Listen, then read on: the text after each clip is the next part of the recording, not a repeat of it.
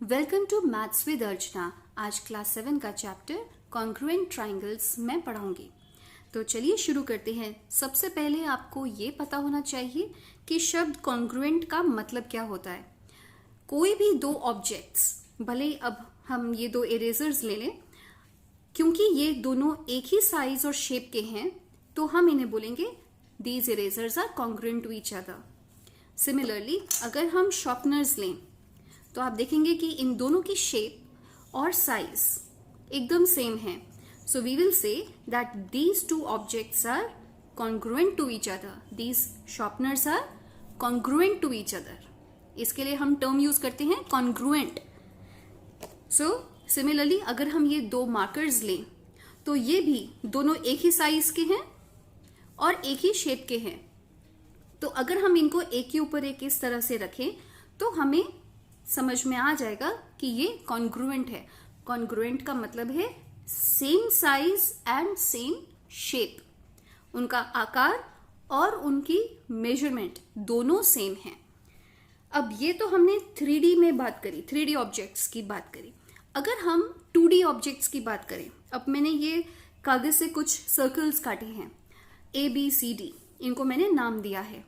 अब अगर मैं आपसे ये प्रश्न पूछूं कि इन 4 सर्कल्स में कौन से दो सर्कल कॉन्ग्रुएंट हैं, विच 2 pairs of circles are congruent to each other, AC, BD या AB एंड CD? आपको क्या समझ में आ रहा है? सोचिए और बताइए। बिल्कुल, सर्कल A और B आपस में कॉन्ग्रुएंट हैं, यानी इनका आकार और इनका मेजरमेंट दोनों सेम हैं। तो अगर मैं इनको एक दूसरे के ऊपर रख दूं तो सर्कल C और D हमें समझ में आ रहा है कि कॉन्ग्रुएंट है।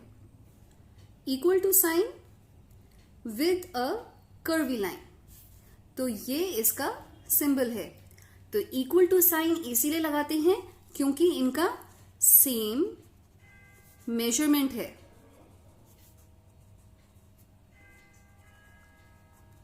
और ये कर्व हम इक्वल टू के ऊपर इसलिए लगाते हैं क्योंकि इन दो ऑब्जेक्ट्स का सेम शेप है। ठीक है, तो अब हमने तो बात करी 3D ऑब्जेक्ट्स और 2D ऑब्जेक्ट्स की। अब बात करते हैं लाइंस की। अब अगर मैं दो लाइंस बनाऊं, एक मैंने बनाई 4 सेंटीमीटर और एक मैंने बनाई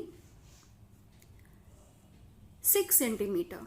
इसको 4 सेंटीमीटर लाइन को मैंने नाम दिया है AB और 6 सेंटीमीटर वाली लाइन को मैंने नाम दिया है CD। अब अगर आपसे ये क्वेश्चन पूछा जाए, is line AB congruent to line CD, तो आपका जवाब क्या होगा? बिल्कुल ठीक, these two are not congruent to each other. So we will say that line AB is not congruent to line CD. Okay. अब अगर आपको ये प्रश्न पूछा जाए कि find out if lines LM and XY are congruent, तो आपको ये पता लगाना है कि LM का साइज क्या है और XY का साइज क्या है। अगर वो सेम है तो वो कॉन्ग्रुएंट होंगे।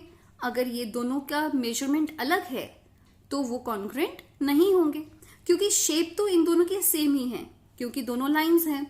तो अब हम पता लगाते हैं कि इनका मेजरमेंट क्या है।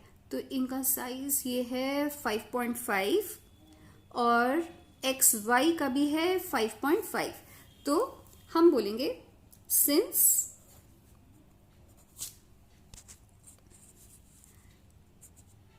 line LM is equal to 5.5 centimeter, which is also equal to line XY,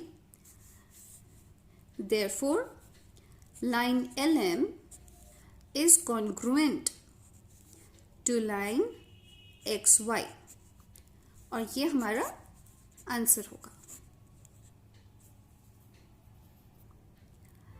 जिस तरह से डिफरेंट ऑब्जेक्ट्स भी हो सकते हैं कॉन्ग्रुएंट और सर्कल्स भी कॉन्ग्रुएंट हो सकते हैं, लाइंस हो सकती हैं कॉन्ग्रुएंट, उसी तरह से हमारे एंगल्स भी कॉन्ग्रुएंट हो सकते हैं या नहीं हो सकते।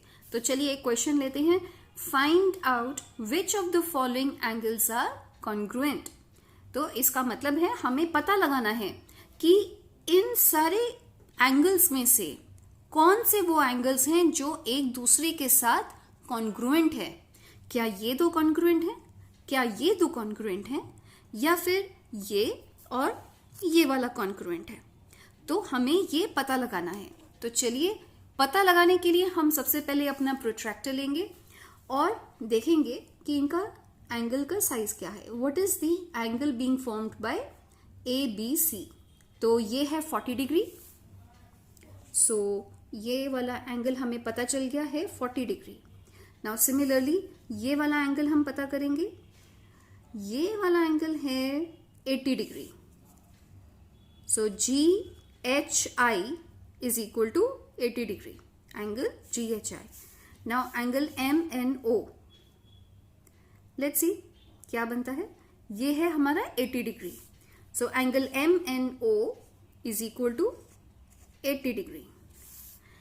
Angle STU is equal to 40 degree. और एक और एंगल है हमारा angle XYZ is equal to 80 degree.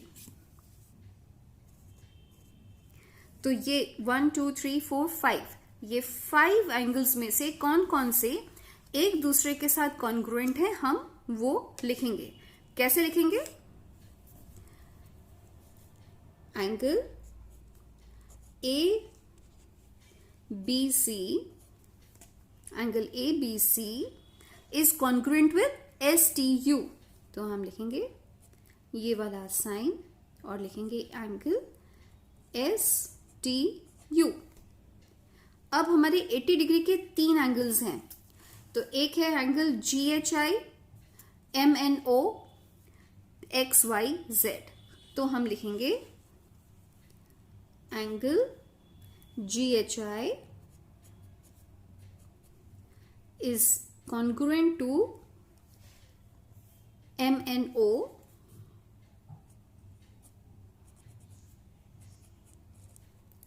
is congruent to XYZ, angle XYZ, and this is our answer। मुझे उम्मीद है आपको मेरी ये वीडियो पसंद आई है। तो प्लीज मेरे YouTube चैनल मैथ्स विद अर्चना को जरूर सब्सक्राइब करें, बेल आइकन पर क्लिक करें ताकि मेरी सारी लेटेस्ट वीडियोस आपको नोटिफाई हो। अगर आप चाहें तो आप मेरा इंस्टाग्राम पेज भी फॉलो कर सकते हैं। Thank you and have a nice day.